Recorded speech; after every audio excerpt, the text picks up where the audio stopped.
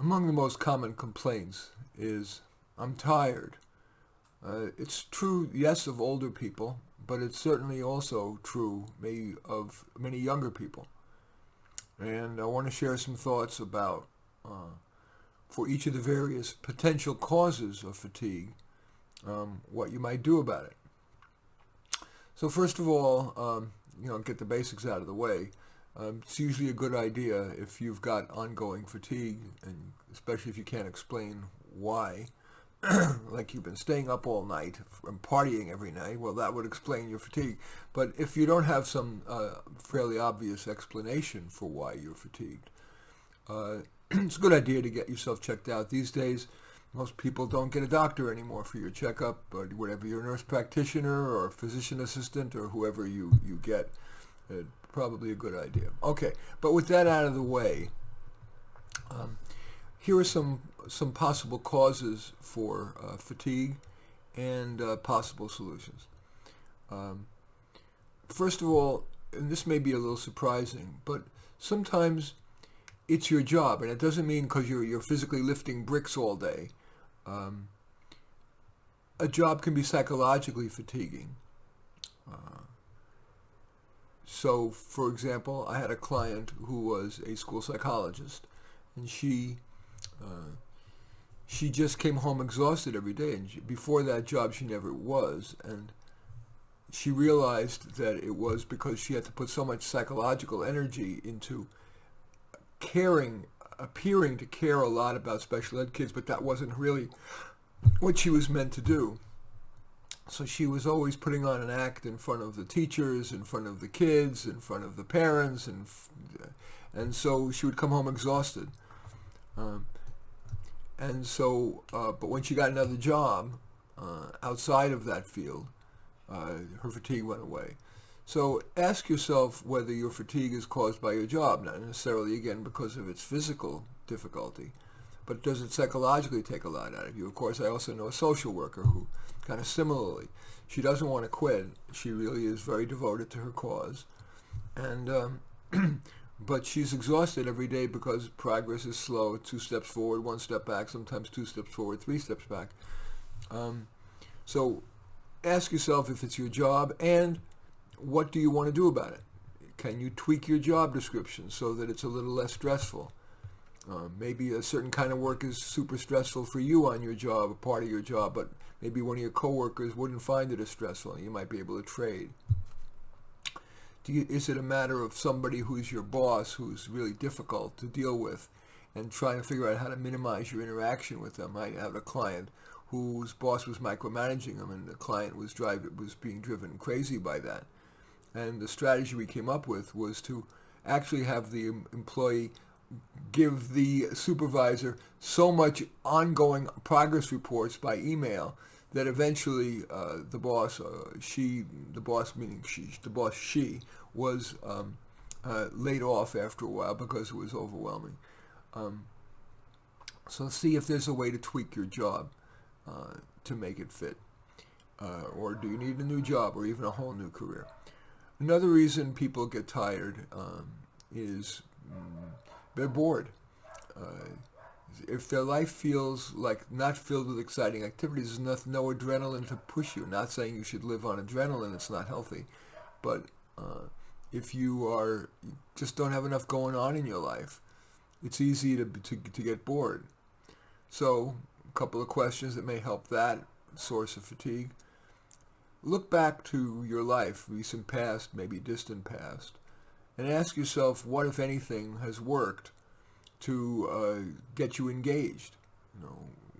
Relationships, work, volunteer work, creative outlet, sport, craft, being in theater. Big projects tend to be motivating, even if you've got a small role, say, and I know a lot of people who are in community theater, and even if you've got a small role, even if it's behind the scenes, you're a stage manager or prop mistress, Mr. if that's your word, that can engage you, that can motivate you, that can reduce some of your fatigue. Another source of fatigue is age, and Even if you're young, they say a power nap is a good idea. Maybe that term is a little hypey, but a nap, all of us uh, get tired in the middle, like in early afternoon or mid-afternoon, and a 20 to 30-minute nap can be rejuvenating, certainly healthy, um, worth doing. Uh, Coffee. For most people, coffee, a cup or two a day is quite healthy. Having one when you're feeling a dip in the mid-morning or mid-afternoon, especially if you can't take a nap, it could be a good approach. I know some people who can fall asleep while driving. It may sometime for some people. Not everybody. Coffee can really help.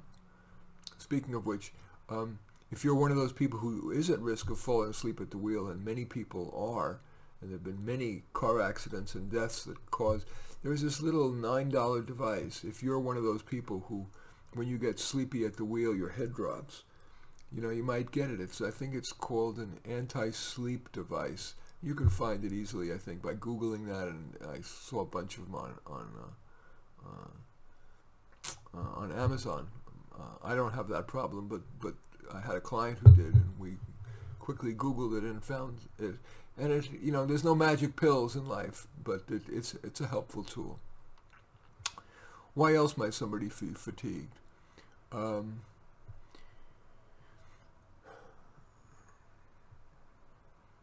going to stop there and move on to another area of, we talked about older people. Fatigue is merely one symptom of getting older. But even if, whatever, when you're older and you start to see some of your peers have difficulty, they're used to run, and then they stride, and then these are friends like maybe you knew a long time, then they walk, then they limp, and they need your help. Then, that progression of life, that conveyor belt that we're all on. If you're reaching that point, if you're fortunate enough to still have reasonable energy and good health,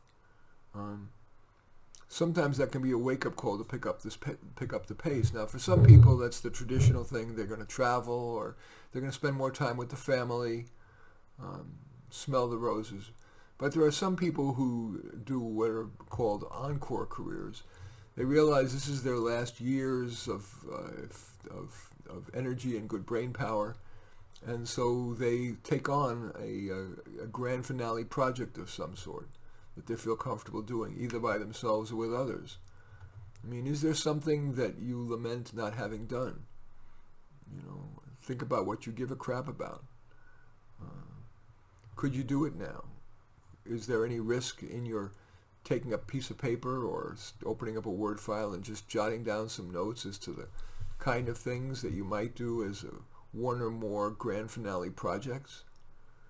If you're a fix-it, build-it person, maybe it's to make something. Maybe it's to make a family heirloom, silver chest that you would give to your kids. Or if you are a researcher type and you wish maybe you had become a cancer researcher. No, you're not in the senior years going to become a cancer researcher professionally.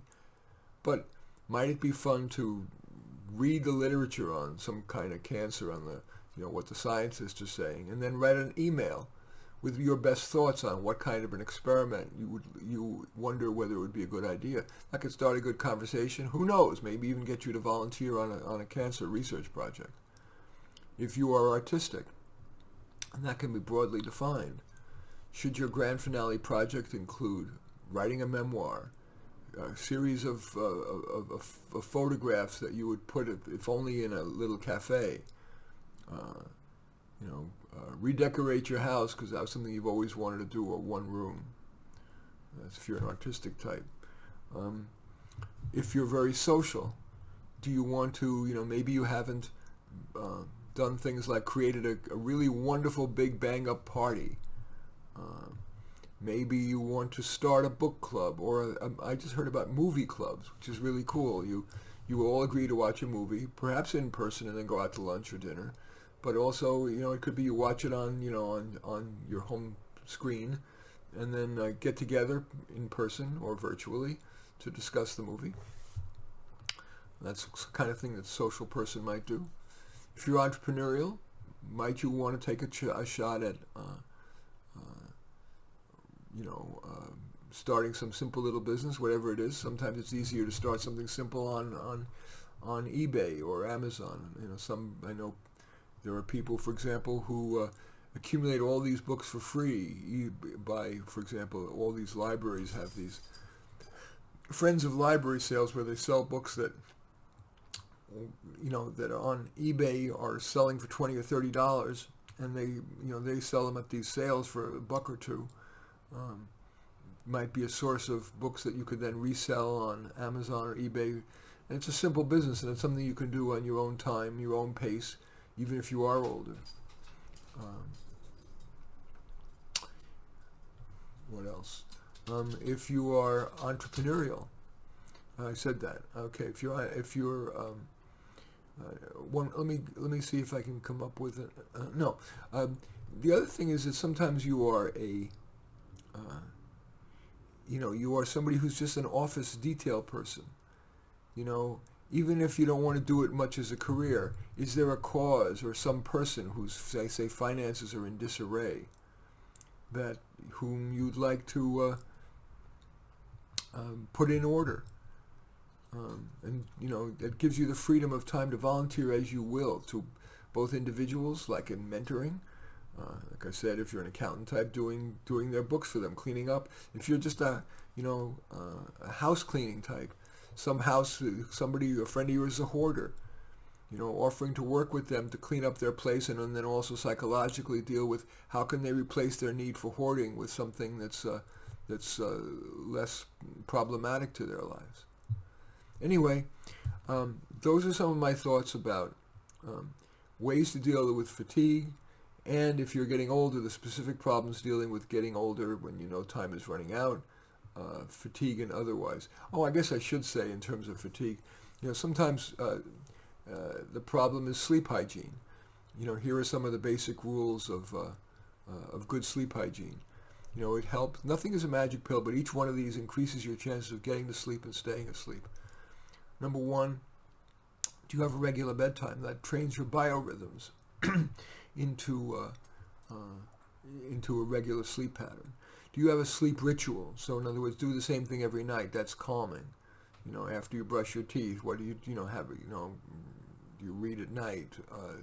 What do you do? I have a CD player, a clock radio CD player next to my bed, and I have a CD of lullabies that I have playing all the time that I really like, and I keep it. Frankly, don't change it more than once a year because it's the familiarity that's very comforting. Do you have the room cool enough? Do you avoid overstimulation? Do you have some little mantra or some little thing once you put your head on the pillow to help you fall asleep?